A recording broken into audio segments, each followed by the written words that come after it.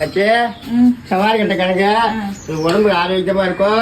சாப்பிடுங்க. நம்ம தோசை சுட்டு பார்க்கலாம். நைட்டை ஊற வச்சு எடுத்துக்கிட்டோம். இப்ப மாவு அரைக்க போறோம். ஆட்டுக்கல்ல போட்டு ஆட்டி எடுத்துக்கலாம். அரிசியை போட்டு மாவு அரைக்க போறோம். வெந்தயம்,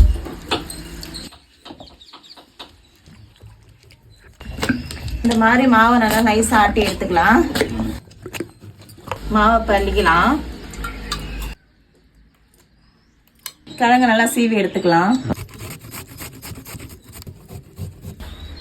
துருவின கிழங்கு அரைச்சி எடுத்துக்கலாம். கிழங்கு பதமா அரைச்சி எடுத்துக்கலாம். எங்களுக்கு நேரம் இருந்தது நாங்கள் ஆட்டுக்கல்ல ஆட்டி எடுத்துக்கிட்டோம். உங்களுக்கு நேரம் இல்லைன்னா மிக்சிலேயே கிரைண்டர்ல மாவு ஆட்டி எடுத்துக்கலாம். உப்பு போட்டு நல்லா மிக்ஸ் பண்ணி எடுத்துக்கலாம்.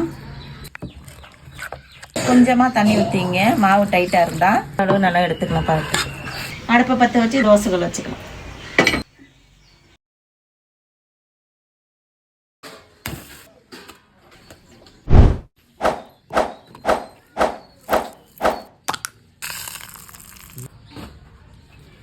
தோசை சாப்பிட்டு பார்த்து எப்படி இருக்குன்னு சொல்லு. எப்படிப்பா இருக்க?